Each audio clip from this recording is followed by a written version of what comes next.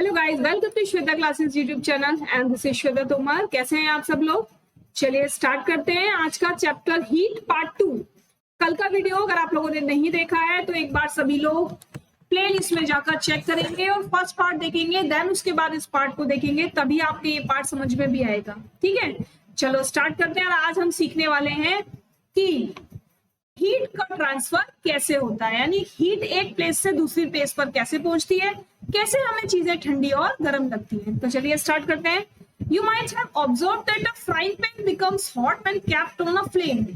जब हम अपने फ्राई पैन को या किसी भी बर्तन को गैस पर रखते हैं तो वो कैसा हो जाता है, वो बहुत गर्म हो जाता है ना। It is because the heat passes from the flame to the utensil, यानी यहां से हीट पास हो रही है इस बर्तन पर और इस बर्तन को ये फ्लेम क्या कर रही है, गर्म कर रही है। हीट क्या कर रही है, उस बर्तन को गर्म कर रही है। When the pan is removed from the fire, it slowly cool down। और जब आप इसको यहां से हटा दोगे, यानी गैस पे से, बर्नर पे से जब हटा के साइड में रख दोगे तो कुछ टाइम बाद आप देखोगे कि ये धीरे धीरे धीरे धीरे कूल होने लगेगा। ठंडियों में थोड़ा जल्दी कूल हो जाएगा, लेकिन गर्मियों में थोड़ा लेट से कूल होगा। Why does it cool down? ये कूल डाउन क्यों होता है, ठंडा क्यों होता है? भाई गर्म चीज ठंडी क्यों होती है और ठंडी चीज गर्म क्यों होती है ना? कि भाई ठंडी होगी चीज हमारे सामने तो वो गर्म हो जाएगी, हम बोलेंगे अरे यार कोल्ड ड्रिंक तो गर्म हो गई। और अगर चाय पी रहे हैं तो चाय पीते पीते क्या होगा, अगर हम उसको रख देंगे अरे यार चाय तो ठंडी हो गई। तो ऐसा क्यों होता है कि गर्म चीज ठंडी हो जाती है और ठंडी चीज गर्म हो जाती है? The heat is transferred from the pan to the surrounding. क्यों हुआ ऐसा? जो हीट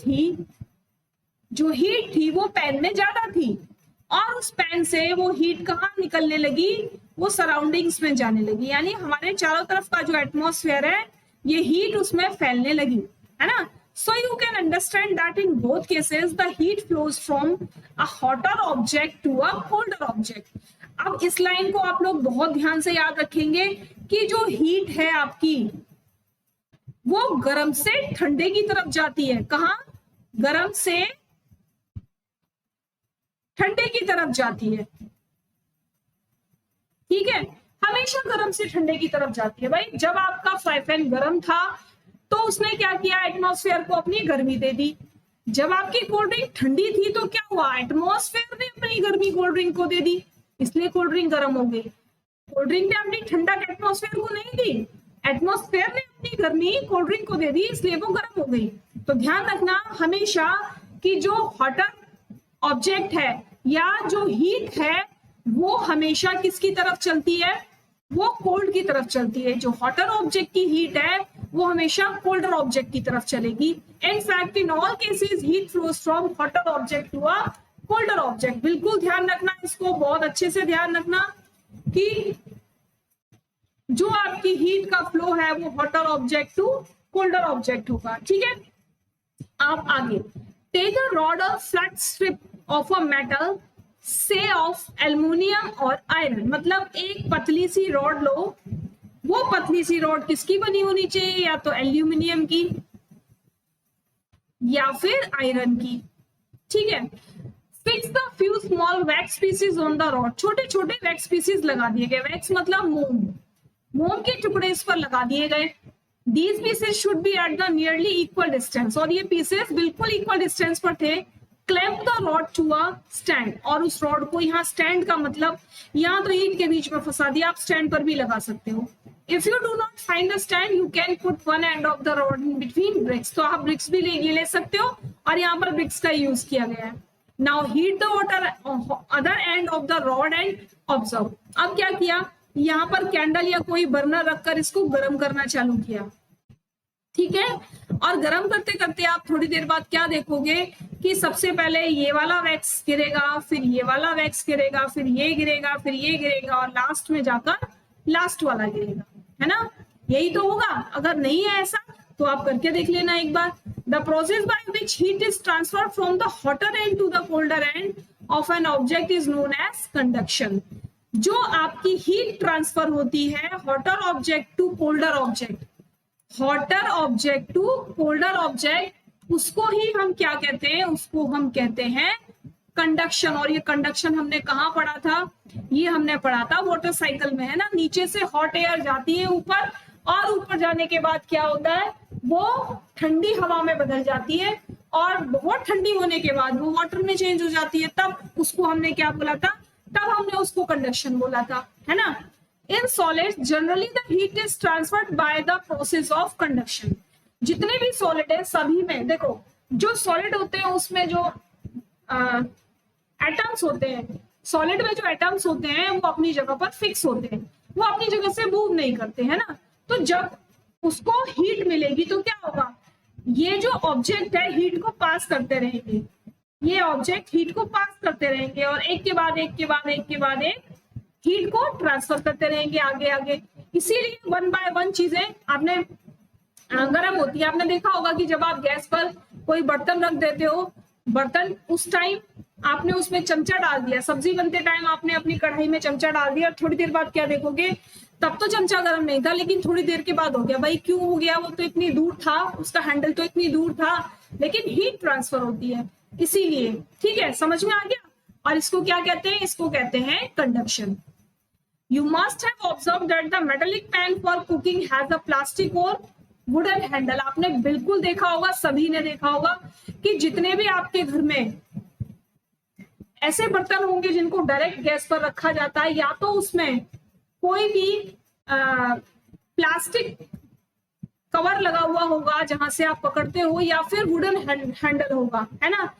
जो प्लास्टिक है वो नॉर्मल प्लास्टिक नहीं होती है, उसका नाम अभी मुझे याद नहीं है, लेकिन मैं आपको बताऊंगी कि उस प्लास्टिक को क्या बोलते हैं, बेकेलाइट। हाँ, उसको हम बोलते हैं बेकेलाइट। ठीक है, तो जो आपके यूटेंसिल्स होते हैं जो गैस पर डायरेक्ट यूज किए जाते हैं, जैसे पैन वगैरह हो गए, तो उनमें जो हैंडल यूज किया जाता है वो बेकेलाइट का यूज किया जाता है, क्योंकि बेकेलाइट जो है वो हीट का ट्रांसफर नहीं करती, जो आपकी वुड है वो हीट का ट्रांसफर नहीं करती। ठीक है, तो इसीलिए बेकेलाइट और वुडन हैंडल आपके यूज किए जाते हैं किसमें? कुकिंग पैन्स में, है ना, कुकिंग यूटेंसिल्स में। Can you lift a hot pan by holding it from the handle without getting hurt? क्या आप किसी गर्म बर्तन को उठा सकते हो, डायरेक्ट उठा सकते हो, आपका हाथ भी ना जले? नहीं उठा सकते ना। कब तक नहीं उठा सकते? जब तक उसमें कोई ऐसा यूटेंसिल नहीं यूज किया गया, सॉरी, कोई भी ऐसा मेटल नहीं यूज किया गया या नॉन मेटल नहीं यूज किया गया जो हीट को पास नहीं करता। ठीक है, चलिए, heat water in a small pan और a beaker, collect some article such as steel spoon. अभी जो पिक्चर मैंने दिखाया इसके बारे में बात कर रहे हैं, इस पिक्चर के बारे में बात करेंगे। एक ग्लास में हमने क्या किया है, बहुत सारा सामान रख लिया, प्लास्टिक भी है, वुड भी है, मेटल भी है, और इसमें थोड़ा सा वाटर डाल दिया, है ना। Pencil and divider, dip one end of each of these articles in hot water. गर्म पानी के बर्तन में सब कुछ डाल के रख दिया, wait for few minutes, touch the other hand. अब सभी का दूसरा साइड जो था, यानी जो साइड ऊपर है, ये वाला साइड सबका टच करके देखा। The material which allow heat to pass through them easily are conductor of heat. यानी जो भी मटेरियल आपको गरम दिखाई दे रहा है, छूने पर गरम हो रहा है, उसको हम क्या बोलेंगे? Conductors of heat. क्या बोलेंगे उसको? Conductors of heat. मतलब जिनमें से हीट पास होती है, ऐसे मटेरियल जिनमें से हीट पास हो जाती है, या जो गरम चीज पर रखने पर, गरम सतह पर रखने पर खुद ब खुद गरम हो जाते हैं, उनको हम कहते हैं good conductor of heat. For example aluminium, iron and copper. बहुत सारी, स्टील भी है आपका, निकल भी हो जाएगा, इस तरह की बहुत सारे मेटल्स हो जाएंगे जो गर्म करने पर, एक पार्ट को गर्म करने पर वो पूरे गर्म हो जाते हैं, और they are called the good conductor of heat. The material which do not allow heat to pass through them easily are poor conductors. और ऐसे मटेरियल जो हीट को पास नहीं करते, उनको हम क्या करते हैं? उनको हम कहते हैं पुअर कंडक्टर्स। क्या हो सकते हैं वो? Plastic, would, bakelite. और जब ये पुअर कंडक्टर्स होते हैं तब हम इनको क्या कहते हैं? तब हम इनको कह देते हैं इंसुलेटर्स। ठीक है, poor conductors are also known as insulator. यानी पुअर कंडक्टर्स का जो दूसरा नाम है वो क्या है? वो है आपका insulator. Copper is an excellent conductor of heat. ये लाइन बिल्कुल ध्यान रखना बहुत अच्छे से। Copper is an excellent conductor of heat, मतलब सबसे जल्दी कॉपर में हीट पास होती है। Gold, silver, iron etcetera are also some example of good conductor of heat. Lead is the metal that is bad conductor of heat. Lead metal होते हुए भी almost जितने भी मेटल होते हैं ना, जितने भी मेटल ऑलमोस्ट 99% सारे के सारे गुड कंडक्टर्स होते हैं, गुड कंडक्टर्स ऑफ हीट होते हैं, ठीक है। लेकिन लेड ऐसा मेटल है, लेड क्या है, मेटल है, लेकिन मेटल होते हुए भी ये ऐसा मेटल है जो बैड कंडक्टर ऑफ हीट है, ध्यान रखना। उसके बाद आप बैड कंडक्टर ऑफ हीट देख लो, ग्लास है, प्लास्टिक है, रबर है, वुड है, एयर है और वाटर है, ये सब क्या है, ये बैड कंडक्टर्स ऑफ हीट है। क्लियर हो गई बात, समझ में आ गई सबको इतनी बात। एयर में भी है bad conductor of heat because its molecule are not in continuous contact with one another. Air को भी हम बैड कंडक्टर ऑफ हीट कह सकते हैं क्योंकि इसके जो मॉलिक्यूल होते हैं ना, ये देखो एयर फैली हुई है, इसके जो मॉलिक्यूल होते हैं ये एक दूसरे के साथ टच में नहीं होते, ये zig zag zig zag zig zag zig zag इस तरीके से मोशन करते रहते हैं। कौन सी चीजें गर्म होंगी बताओ, कौन सी चीजें जल्दी गर्म होंगी, कौन सी चीजें गुड कंडक्टर ऑफ हीट होंगी, जिनके मॉलिक्यूल्स आपस में पास पास होंगे, है ना, या एक दूसरे से कांटेक्ट में रहेंगे, चाहे जैसे भी रहे, ठीक है। Air molecules are too far to disperse heat to at least one another efficiently, यानी इतने दूर दूर होते हैं ये कि एक दूसरे को कांटेक्ट ही नहीं कर पाते। अगर एक कोई मॉलिक्यूल गर्म हो जाएगा, वो जब तक दूसरे के पास पहुंचेगा वो खुद ठंडा हो चुका होगा, ठीक है। तो इसीलिए एयर कभी भी गुड कंडक्टर ऑफ हीट नहीं होती। Water is a poor conductor of heat. Water heat का पुअर कंडक्टर है, yet when heat water is in a pan the surface gets hot quickly. जो वाटर जिस बर्तन में गर्म किया जा रहा है, जिस पैन में वाटर को गर्म किया जा रहा है, वो पैन क्या होगा, वो पैन पहले नीचे से जल्दी गर्म होगा। पहले आपका वाटर गर्म नहीं होगा, पहले वो पैन गर्म होगा, even though you are applying heat to the bottom of the water. जब आप वाटर के बॉटम में हीट को अप्लाई करोगे तो समझ रहे हो, वाटर भी किस में आएगा, वाटर भी आपका पुअर कंडक्टर ऑफ हीट में आएगा। इस बात को भी बहुत अच्छे से ध्यान रखना, बहुत बढ़िया से अपने दिमाग में बिठा के रखना कि water and air are the bad conductor of heat, poor conductor of heat. Poor conductor और बैड कंडक्टर में थोड़ा सा फर्क है। पुअर कंडक्टर का मतलब है देर में गर्म होगा, पुअर कंडक्टर का मतलब है देर में गर्म होगा, गर्म तो होगा, लेकिन बैड कंडक्टर का मतलब है गर्म होगा ही नहीं, ठीक है। बैड कंडक्टर का मतलब है गर्म होगा ही नहीं बिल्कुल भी। क्लियर, चलो। The water and air are poor conductor of heat, then how does the heat transfer take place in these substances? अगर हम ऐसा कहते हैं कि एयर और वाटर पुअर कंडक्टर्स हैं, बैड कंडक्टर्स हैं, तो ये जो हीट है ये कैसे ट्रांसफर होती है इन सब्सटेंसेस में? इसके लिए देखो क्या मेथड दिया है। इसके लिए जो मेथड है उसको कहते हैं हम कन्वेक्शन। यानी कन्वेक्शन किसमें होता है, वाटर में और एयर में। कंडक्शन किसमें होता है, कंडक्शन किसमें होता है, सॉलिड में। किसमें होता है कंडक्शन, सॉलिड में होता है। Convection is a transfer of heat related to the movement that occurs within a fluid due to the rising of hot material paired with the sinking of colder material। क्या होता है, जब आप पानी को गर्म करते हो नीचे से, यहां से पानी गर्म हो रहा है तो पहले ये बॉटम गर्म होगा, फिर बॉटम वाला पानी गर्म होगा, तब क्या होगा, ये पानी ऊपर आएगा और ये जो ठंडा पानी है ये नीचे जाएगा, ठीक है। ये पानी ऊपर आएगा और ये जो ठंडा पानी है ये नीचे जाएगा।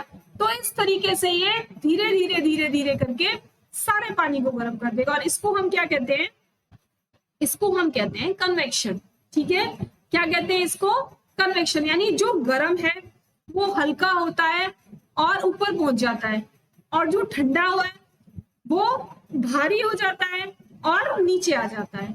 This occurs because hotter material have less density than colder ones।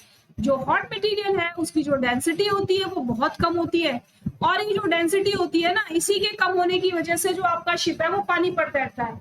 Ship की जो डेंसिटी होती है वो वाटर से कम होती है। भाई जिसकी डेंसिटी कम होगी, जिसकी डेंसिटी कम होगी वही तैरने लगेगा, ठीक है, तो शिप क्यों तैरता है और एक छोटी से छोटी कील क्यों डूब जाती है? क्योंकि जो शिप की डेंसिटी होती है वो वाटर से कम होती है, जो आपकी लोहे की पेन की डेंसिटी होती है वो वाटर से ज्यादा होती है, इसीलिए वो डूब जाती है। ठीक है, चलिए, बढ़िया लगा? सच बताना बिल्कुल, सभी लोग कमेंट करके बताएंगे एक बार जरूर कि कैसा लग रहा है सेशन। अब नेक्स्ट प्रैक्टिकल क्या है? Light the candle. एक कैंडल जलाओ, keep one hand above the flame and one hand on the side of the flame. सबसे पहले आपको कैंडल जलाना है,